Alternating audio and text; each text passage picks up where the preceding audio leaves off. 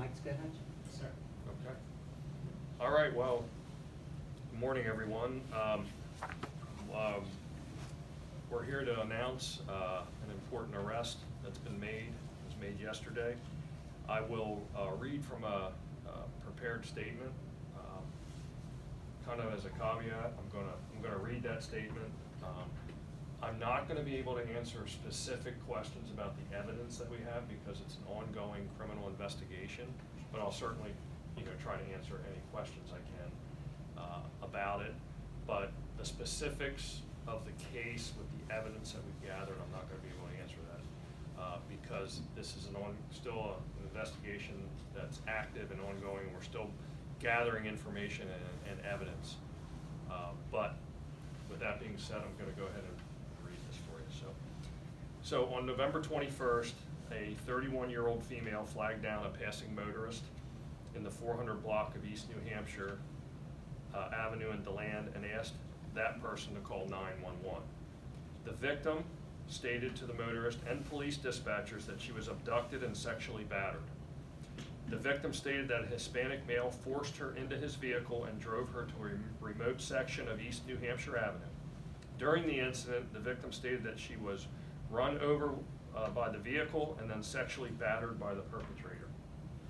When police arrived, the victim was wearing only a sweater and her clothes were strewn where the alleged attack took place. The victim described her attacker as a tall, slim-built Hispanic male in his 40s, driving a newer model black Ford Mustang convertible. The victim was taken to a local hospital where she was treated for a broken arm and a sexual battery examination was conducted. Evidence was collected during the examination that corroborated the victim's events of what occurred. This evidence was submitted to the Florida Department of Law Enforcement for analysis, and we are still waiting on those results. Several community members told detectives that they were familiar with this Hispanic male who drives a black convertible Mustang and lives in the DeLand Springs area. At least 2 other females told detectives that they had been battered by the same subject, but because of their lifestyle did not report this to the police. During the investigation, detectives canvassed the DeLand Springs area and located a black Ford Mustang and an Hispanic male who was in possession of that vehicle. The victim was able to identify the male as her attacker. The victim also identified the vehicle as being the vehicle used during the incident. And during an interview with the suspect, he denied knowing the victim or having any involvement in the incident. During the execution of a search warrant on the vehicle, an article of the victim's clothing was found inside the suspect's vehicle, which contradicted what the suspect had initially told police investigators. On 1/21 of 2020, while under surveillance, the suspect, 48-year-old Rodrigo Reyes, was observed operating a gray Toyota Camry just 1 block from where the abduction took place 2 months earlier. He was immediately arrested and during an interview told police he was in the area in search of a prostitute. Reyes was charged with kidnapping, sexual battery, and operating a motor vehicle without a license. I can try to take some of your questions. One thing I do want to, before I do that, I do want to add that this was outstanding investigative work by our investigators.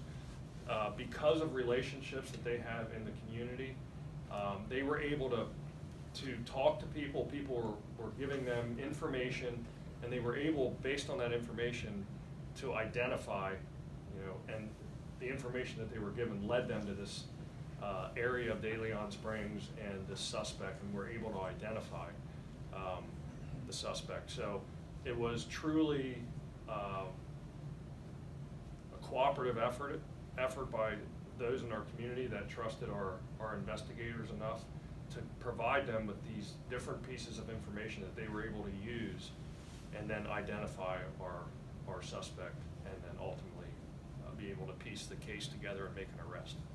So you had mentioned that that the other women had said he had injured them in previous incidents. Has anyone else come forward to say they were raped by this same potential suspect? No, we don't have any other police reports of that nature, but I will say this. If there are other victims out there that have been sexually battered by this person, we're certainly interested in talking to them. You know, the person, Mr. Reyes, his picture, you know, will be provided to you.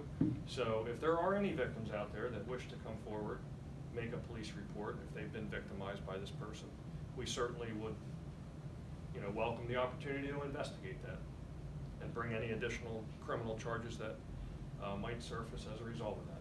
Chief, how long do you think Mr. Reyes had been operating like this? Was this over the span of a few months, few years, few weeks, or how long had he been doing this? Do you have any sense of that? From what some of the people told me, that it's been about a year or so. So about a year, he's been seen frequenting this area in that vehicle, and you know. You mean Beresford and Parsons, I thought? Yes, where it Okay. occurred. Hey, Chief, you mentioned the lifestyle, so was he targeting these prostitutes, or was just something he was looking for?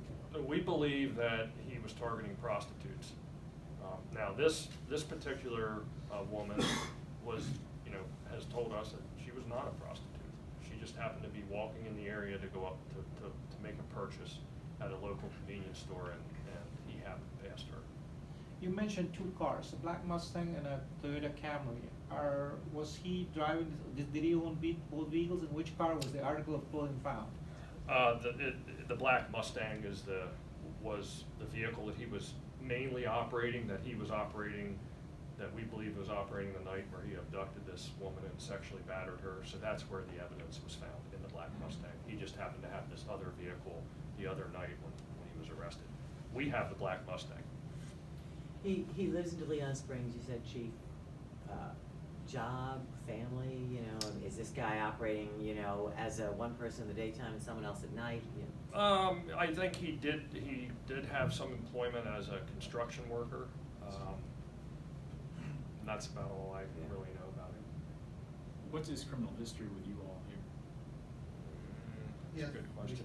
one of the charges they told him for soliciting a prostitute. One charge out of Daytona Beach for soliciting a prostitute. So Traffic, I saw traffic.